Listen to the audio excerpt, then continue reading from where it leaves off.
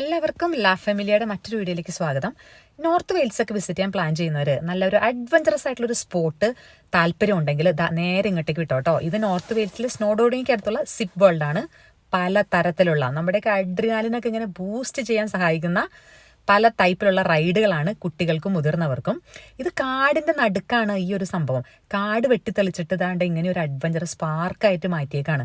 അതെന്തൊരു തോട്ട്ഫുൾ ആയിട്ടുള്ള ഐഡിയ നോക്കിയാൽ. വിന്ററിലും സമ്മറിലൊക്കെ വളരെ തിരക്കാണ് ഈ സ്ഥലത്ത്, അതുകൊണ്ട് മസ്റ്റായിട്ടും പോകണം.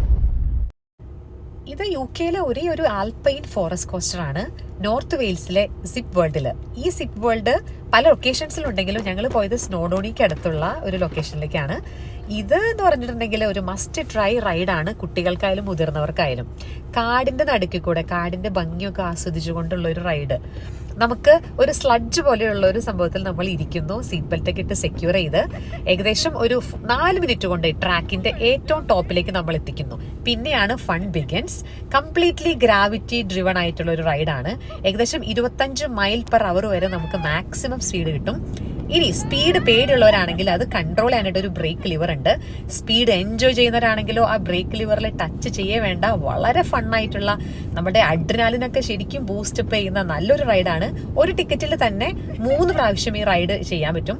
നമ്മുടെ കുട്ടികളൊക്കെ 3 തവണയും അത് എൻജോയ് ചെയ്തെന്നുള്ളതാണ്. 9 വയസ്സിന് മുകളിലുള്ള കുട്ടികൾക്ക് ഒറ്റയ്ക്ക് റൈഡ് ചെയ്യാം. അതിൽ താഴെയുള്ള കുട്ടികളാണെങ്കിൽ അഡൾട്ട്സിന്റെ കൂടെ വേണം. ഏകദേശം 25 പൗണ്ടൊക്കെയാണ് കേട്ടോ ഒരു റൈഡിന് റേറ്റ് വരുന്നത്. അതുകൊണ്ട് സിപ്പ് വേൾഡിൽ പോകുന്നവരാണെങ്കിൽ മസ്റ്റ് ആയിട്ടും ഈ ഫോറസ്റ്റ് കോസ്റ്റർ ട്രൈ ചെയ്യണം.